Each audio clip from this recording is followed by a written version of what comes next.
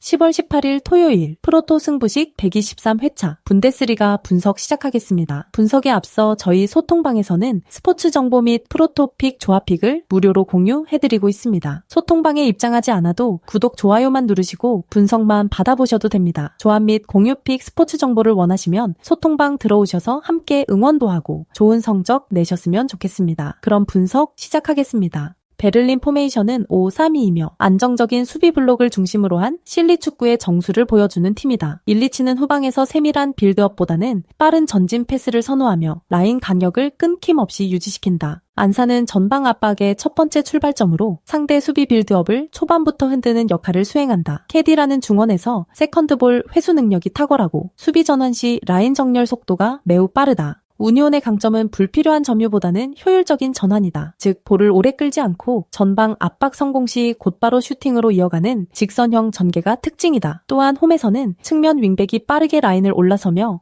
박스 근처에서 수적 우위를 만드는 장면이 자주 나타난다. 이 과정에서 하프 스페이스를 침투하는 안사의 움직임이 결정적 역할을 한다. 수비적으로는 500을 기반으로 한 중앙 봉쇄형 수비를 펼치며 상대의 점유 플레이를 벽처럼 막아낸다. 이 실리적인 운영 방식은 기술형보다는 힘과 조직으로 상대를 제압하는 형태다. 맨앤 포메이션은 4-2-3-1이며 타바코비치는 박스 안에서 제공권을 활용한 피니시 능력이 있지만 압박 강도가 높은 팀을 만나면 볼 연결이 막혀 고립되는 경향이 있다. 특히 애들레이드까지의 이동 거리는 선수단의 컨디션 유지에 악영향을 끼칠 수준의 장거리다. 결국 시드니 FC는 체력 부담으로 인해 전반 초반 이후 점유율을 유지하기 어렵고 공격 템포가 둔화될 가능성이 높다. 글라트바흐는 점유 중심의 축구를 선호하지만 유니온처럼 실리형 전술을 구사하는 팀들에게는 약한 모습을 보여왔다. 특히 이런 타입의 상대를 만날 경우 공격 전환 시 속도와 방향성이 느려 박스 근처에서 공간을 잃어버리는 경우가 많다. 수비 전환 또한 라인 강력이 무너지며 미드필더와 수비진 간 거리가 벌어지는 문제가 있다. 결국 실리적 압박과 직접적인 전개를 구사하는 우니온 베를린에게는 구조적으로 불리한 매치업이다.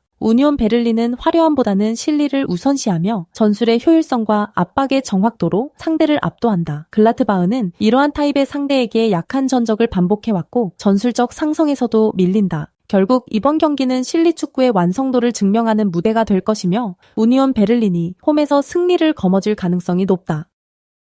마인츠호 포메이션은 3-4-3이며 흘러바흐는 좌측 윙백으로 빠른 스프린트와 오버래핑 타이밍은 좋지만 수비 전환 속도에서 불안함을 드러내고 있다. 시브는 중원에서 1차 압박의 중심축으로 움직이지만 순간적인 위치 이탈이 잦아 라인 밸런스가 쉽게 흔들린다. 이재성은 이선에서 전방으로의 압박 전환을 주도하며 공격 전개 시 패스 방향을 다양하게 가져가려 하지만 지원이 늦다. 문제는 3백 라인이 전혀 정돈되지 않았다는 점이다. 중앙 센터백 간 거리 유지가 불안하고 측면 수비 간격도 벌어지며 하프 스페이스를 완전히 내주는 장면이 반복되고 있다. 특히 페널티 박스 안쪽 공간이 비는 빈도가 높아 상대 윙어의 침투 한 번의 실점으로 이어지는 장면이 자주 나온다. 이로 인해 마인츠는 리그 내 최다 실점권 팀 중 하나로 경기 내내 수비 라인 유지에 어려움을 겪고 있다. 결국 라인 간격이 좁혀지지 않는 이상 이번 경기에서도 같은 문제를 반복할 가능성이 높다. 레버쿠젠 포메이션은 3-4-3이며 시크는 문전에서 결정적인 마무리 감각을 자랑한다. 공을 등지고 받는 움직임으로 수비수를 묶으며 주변 공격수들이 침투할 공간을 만들어준다. 텔라는 순간 가속을 이용해 측면에서 중앙으로 파고드는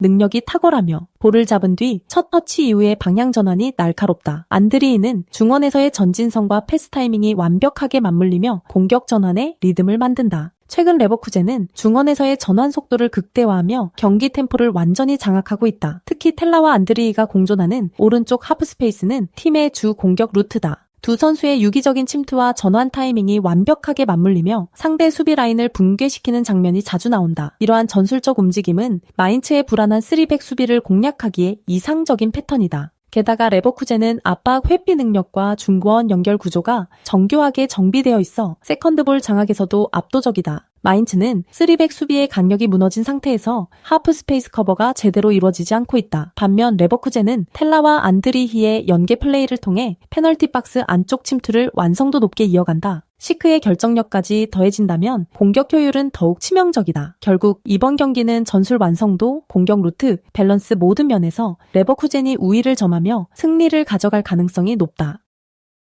라이프치히는 4-3-3 포메이션을 가동하며 공격 전환의 완성도가 리그 최상위권에 있다. 오펜다는 폭발적인 스프린트와 득점 후각을 바탕으로 상대 수비 뒷공간을 집요하게 파고든다. 바카요콘은 하프스페이스에서 움직임이 날카롭고 볼을 잡은 후 방향 전환 속도가 빨라 공격 템포를 끌어올린다. 사비 시몬스는 중원에서 빌드업의 중심 역할을 맡으며 짧은 패스와 드리블, 돌파를 혼합해 상대 압박을 무너뜨린다. 라이프치히는 세 선수의 유기적인 움직임으로 공격의 폭과 속도를 동시에 유지한다. 특히 중앙 미드필더의 세컨드볼 회수 능력이 탁월해 끊김없이 공격권을 이어가는 구조가 정착되어 있다. 수비에서는 라인 강역이 일정하고 하이프레싱의 타이밍이 완벽하게 맞아떨어지며 상대 빌드업을 초반부터 압박한다. 결국 전력의 안정감, 템포 조절 능력, 그리고 교체 자원의 질까지 모두 리그 상위권 팀다운 균형을 갖춘 모습이다. 함부르크는 3-4-3 포메이션으로 수비 안정에 초점을 맞추고 있으나 전환 속도에서 한계가 드러난다. 코에니히스데르퍼는 스피드가 좋지만 전방에서 고립되는 시간이 길다.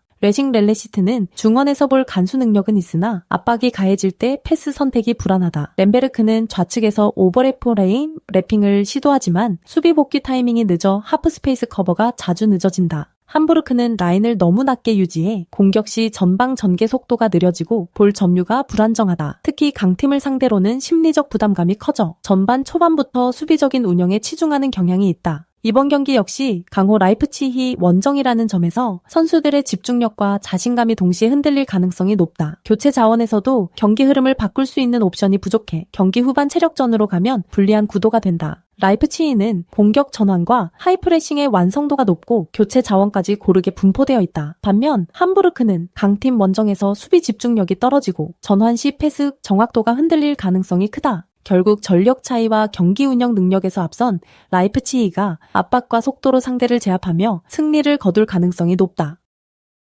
볼프스부르크는 3-4-3 전형으로 공격적인 형태를 유지하고 있지만 양쪽 윙백들의 리커버리 속도가 현저히 느리다. 야키치는 중원에서 전환 타이밍을 잡지만 수비 지원 시 위치 복귀가 늦어 측면 수비에 공백이 잦다. 쿠에미르는 공격 전환에서 활발한 움직임을 보여주지만 수비 전환 시 활동 방향이 좁아지는 경향이 있다. 페라워는 후방 빌드업 과정에서 안정감을 주지 못하고 롱패스 전개에서도 정확도가 떨어진다. 문제는 양쪽 윙백의 복귀 타이밍이 너무 늦어 포백이 만들어질 틈이 없다는 것이다. 과거 한국의 조원희가 돌아오지 않는 수비수라 불리던 시절처럼 볼프스부르크의 측면 수비는 리커버리 지연으로 인해 상대의 역습에 그대로 노출되고 있다. 결국 측면 커버가 무너지면 센터백 라인 간격이 벌어지고 하프스페이스가 열리면서 실점 위험이 급격히 높아진다. 이러한 구조적 문제는 리그 중위권 팀을 상대로도 반복적으로 드러났으며 슈투트가르트처럼 빠른 공격 전환을 구사하는 팀에게는 치명적이다. 슈투트가르트는 4-2-3-1 포메이션을 통해 전술적으로 완성된 밸런스를 보여주고 있다. 데미로비치는 최전방에서 볼을 지키며 팀 공격의 중심을 형성하고 피니시 감각이 날카롭다.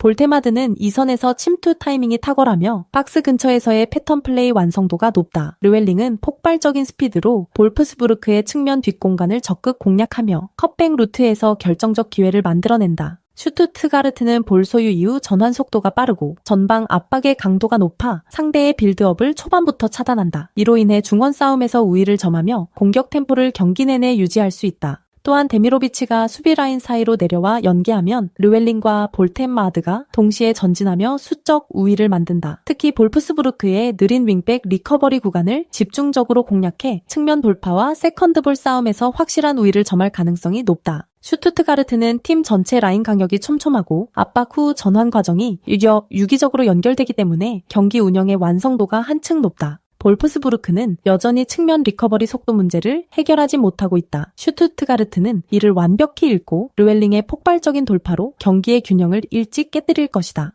야키치와 페라우어가 아무리 버텨도 조직적 커버가 되지 않는 한 수비는 무너질 수밖에 없다. 결국 이번 경기의 중심은 슈투트가르트이며 볼프스부르크의 측면 불안이 패배의 원인이 될 가능성이 높다. 하이덴하임은 3-4-3 포메이션을 유지하고 있지만 라인 강력이 무너진 수비 구조가 최대 약점으로 지적된다. 지브지 바제는 하프라인 부근에서 볼을 배급하며 전환 시도를 하지만 전진 패스 타이밍이 불안정하다. 레어 시엔자는 측면에서 활발히 움직이지만 수비 전환이 늦어 상대 윙어에게 공간을 자주 허용한다. 도어쉬는 중원에서 압박을 시도하지만 커버 범위가 넓지 않아 상대에게 하프 스페이스를 쉽게 내준다. 결국 하이덴하임은 수비와 미드필더 간 강력이 벌어지며 세컨드볼 대처에서 느리게 반응한다. 6경기 동안 시드 11실점이라는 수치는 단순한 수비 실수의 결과가 아니라 팀 조직력 붕괴를 의미한다. 선수 간 거리 유지가 불안정하기 때문에 페널티 박스 주변에서 상대의 이선 침투에 취약하다. 공격 전개 역시 불안정해. 상대 진영 진입 이후 세 번째 패스에서 잦은 실수가 발생하고 있다. 브레멘은 4-2-3-1 구조를 통해 볼 점유와 전방, 압박 모두에서 안정된 형태를 유지하고 있다. 그르윌은 중원에서 템포를 조절하며 빌드업의 중심축으로 활약한다. 은진만은 폭발적인 스피드와 드리블, 돌파로 하프 스페이스를 공략하며 상대 수비 라인을 계속 뒤흔든다. 슈미트는 페널티 박스 근처에서 움직임이 영리하고 오프더블 침투 타이밍이 정확하다. 이 조합은 브레멘 공격의 핵심이며 은진마의 돌파와 슈미트의 마무리가 맞물리면 높은 득점 효율을 보인다. 또한 브레멘은 전방 압박 이후 빠르게 공격 전환을 시도하며 상대의 불안한 1차 빌드업을 흔드는 데 능하다. 측면 풀백의 오버래핑 타이밍도 정확해. 세컨드볼, 회수 후의 2차 공격 전개가 매끄럽다. 결국 하이덴하임의 느슨한 수비 강력을 집중 공략하며 초반부터 공격 주도권을 장악할 가능성이 높다. 하이덴하임은 수비 강력이 무너진 상태에서 경기를 시작할 가능성이 높다. 브레멘은 은진마의 스피드와 슈미트의 결정력이 완벽히 맞물리며 상대 수비 라인을 흔들 것이다. 하이덴하임은 실점 이후 경기 템포를 회복하기 어렵고 후반으로 갈수록 집중력이 더 떨어진다. 결국 브레멘의 압박과 하프 스페이스 공략이 경기 전반을 지배하며 원정에서도 완승 흐름을 만들 가능성이 높다.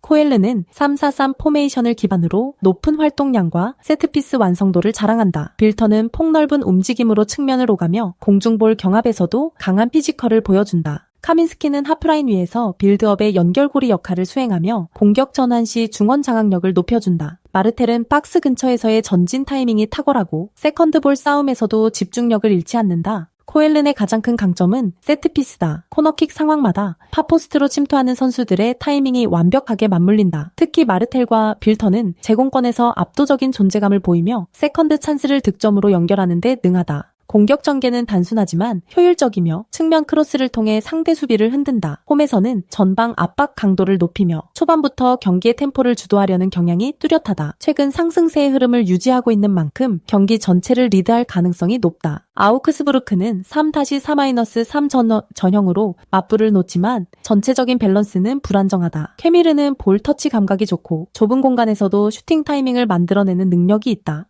하지만 팀 전체적으로 공격 루트가 단조롭고 세트피스 수비 집중력에서도 흔들림이 보인다. 야키치는 중원에서 템포를 조절하지만 수비 시 위치 선정이 늦어 공백이 생긴다. 페라원은 수비 가담이 느려 전환 상황에서 측면 공간을 내주는 약점이 있다. 특히 상대가 코너킥이나 세트피스 상황을 얻으면 라인 정비가 느려 두 번째 볼 처리에서 실점 위험이 높다. 이러한 구조적 문제는 제공권 싸움이 강한 코엘른에게는 치명적으로 작용할 것이다. 아우크스부르크가 방역을 시도하겠지만 전방에서의 마무리 정확도가 낮아 득점 효율이 떨어진다. 코엘른은 제공권과 세트피스 완성돼서 리그 상위권 수준의 퍼포먼스를 보여주고 있다. 코너킥마다 파포스트 침투 루트를 활용하며 득점 패턴을 다양화시키고 있다. 반면 아우크스부르크는 세트피스 수비 집중력이 떨어져 경기 중 실점 위험이 높다. 결국 공중전과 세컨드볼 싸움에서 우위를 점한 코엘른이 홈에서 확실히 승리를 가져갈 가능성이 높다. 저희 소통방에서는 조합픽 및 경기 정보를 365일 무료로 운영 중입니다. 댓글 확인하시고 소통방은 텔레그램으로 운영됩니다. 구독, 좋아요, 추천하기 누르시면 적중에 큰 도움이 됩니다. 구독 누르시고 보다 빠르게 분석글 받아보시기 바랍니다. 항상 적중 기원하고 가정의 앞날에 행복이 가득하시길 바랍니다. 감사합니다.